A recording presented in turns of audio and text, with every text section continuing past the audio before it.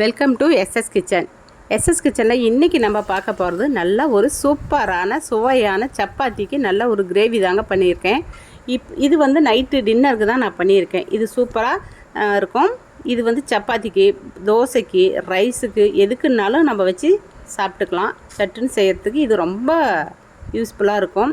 இப்போ ஒரு கடாய் வச்சுருக்கேன். அந்த கடாயில் எண்ணெய், பட்டை, கிராம்பு, கொஞ்சமாக கருவேப்பிலை போட்டிருக்கேன். ஒரு 2 பெரிய வெங்காயத்தை போட்டு நான் கிளறி விட்டுருக்கேன். அதுக்கப்புறம் 2 இஞ்சி பூண்டு பேஸ்ட்டு வந்து 2 ஸ்பூன் போட்டுக்கோங்க. இதை நல்லா அந்த பச்சை வாசனம் போகிற வரைக்கும் கிளறி விட்டு 2 தக்காளி நான் போட்டிருக்கேன். 2 தக்காளி நல்லா ஒரு மாதிரி கிரேவியாக ஆகிற மாதிரி அதை கிண்டி விட்டுக்கோங்க. கிளறி கொஞ்சம் கொஞ்சமாக விட்டுக்கோங்க.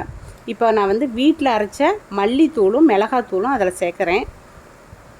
அடுத்தது வந்து கரம் மசாலா, இதுவும் நானாக தாங்க, சிக்கன் பொடி நானாக தான் அரைச்சிருக்கேன். இதுவும் நல்லாயிருக்கும், வீட்டில் அரைச்சது தான். இதை நல்லா கிளறி விட்டு கொஞ்சம் நேரம் கழித்து இப்போ சிக்கனை போட்டிருக்கேன்.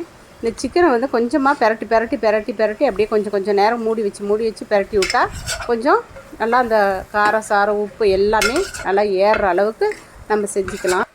தேவையான அளவு கிளறி விட்டு உப்பு போட்டு நல்லா வந்து ஒரு 2 கிளறி விட்டு நீங்கள் தண்ணி கொஞ்சமாக ஆட் பண்ணி மூடி வச்சுருங்க. மூடி வச்சு 10 நிமிஷம் கழித்து நீங்கள் திறந்தீங்கன்னா சூப்பரான சிக்கன் கிரேவி நல்லா பாருங்கள் எந்த அளவுக்கு வந்திருக்குன்னு பாருங்கள். ஃபைனலாக நம்ம இப்போ கொத்தமல்லி தலையை போட்டு இறக்கிற வேண்டியது தான். சூப்பரான சுவையான சிக்கன் கிரேவி ரெடி.